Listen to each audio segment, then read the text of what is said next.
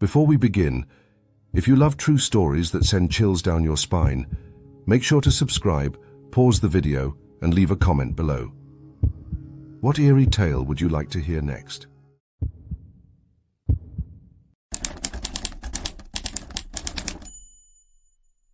I had planned to spend a quiet week in Oregon, staying at a secluded lodge deep in the Willamette National Forest.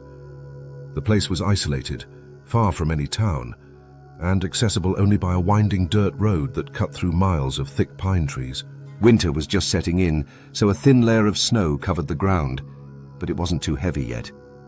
The first few days were perfect, serene, undisturbed, exactly what I had hoped for. Then, on the fourth afternoon, there was a knock at the door. I wasn't expecting anyone. In fact, I hadn't seen another soul since I arrived. There was no peephole or window facing the porch, so the only way to see who it was to open the door.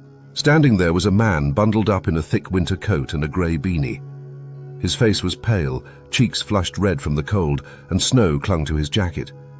He had clearly been outside for some time. "Hey, sorry to bother you," he said with a polite smile. "I think I got a little lost. Could you point me toward the main road?" Something about the situation didn't sit right. Walking all the way out here, in the cold. And how had he even gotten so far into the forest without a vehicle? Yeah, I said, hesitating. "Just head back down this road, take a right when you hit the main trail, and it'll lead you to town." He nodded, smiling, but didn't move right away. Instead, he just stood there, staring at me.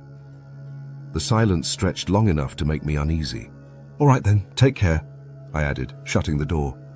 Through the wood I heard his boots crunch on the snow as he walked away. I waited a moment, listening, before stepping away from the door. Something about that interaction left a lingering sense of unease, but I tried to push it from my mind. Hours passed, and as night fell, the snowfall picked up. I went to check the weather and pulled back the curtains of the back door.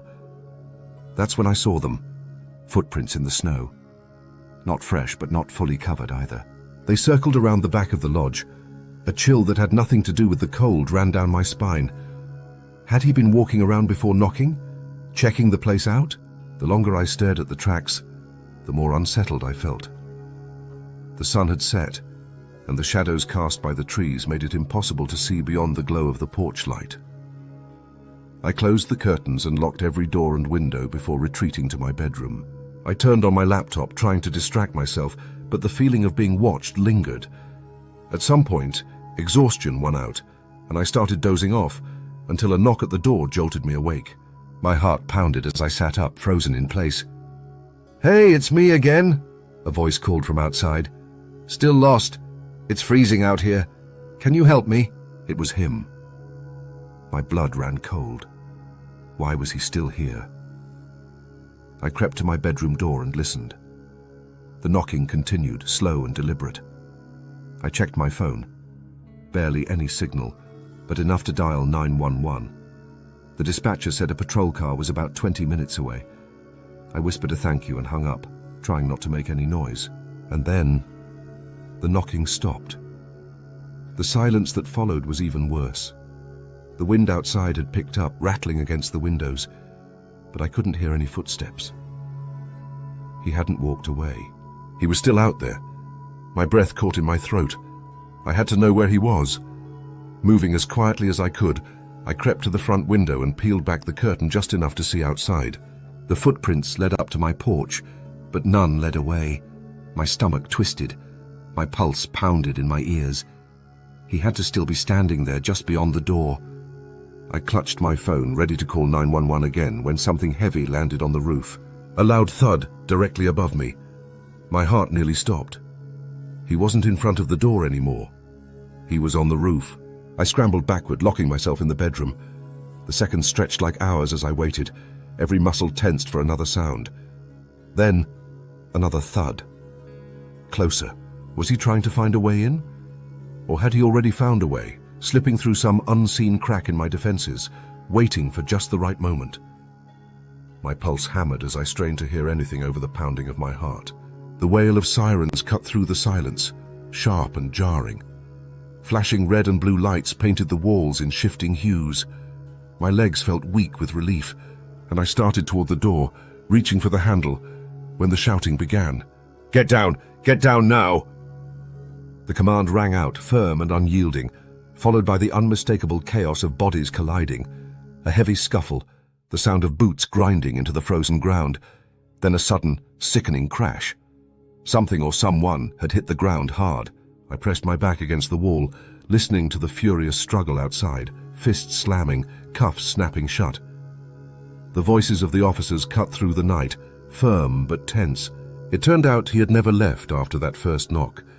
He had been lurking somewhere in the darkness, crouched just out of sight, biding his time. And at some chilling moment in the dead of night, he had scaled the side of the lodge and crept onto the roof. Had he been watching me through the skylight? Was he waiting for the lights to go out? Maybe he was hoping I would unlock the door, step outside, give him an opening. Maybe he had an entirely different plan, one I would never know. The police hauled him away for trespassing, but he never said a word, never explained himself, never revealed what he had wanted. Maybe he thought silence was more unnerving. Maybe he was right. All I knew was that for the better part of a day he had been there, lurking, studying me, choosing his moment, and the realization that he had been watching me, that he had been planning something. I would never shake that. That thought alone was enough to haunt me forever.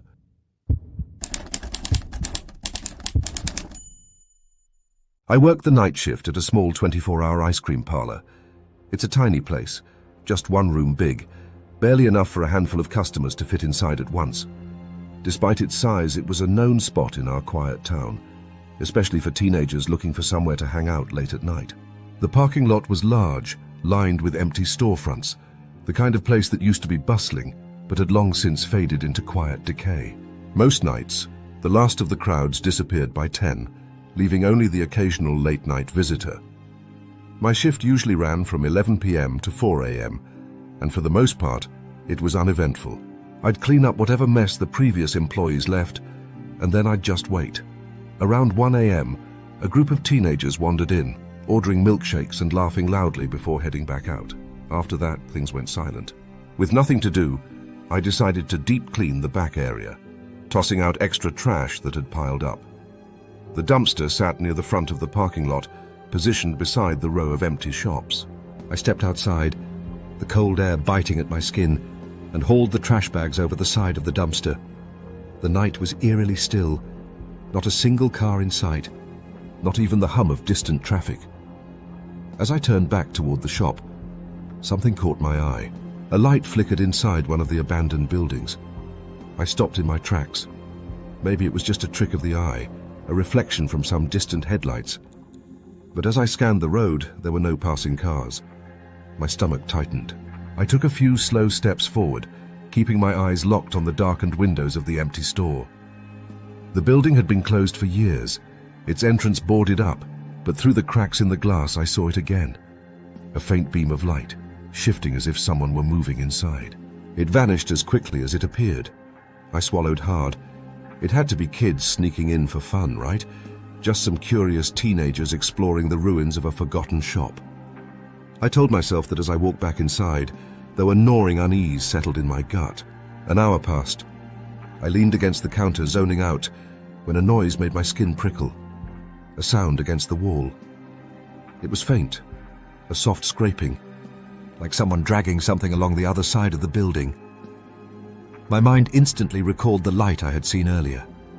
Someone was in there, and now they were close.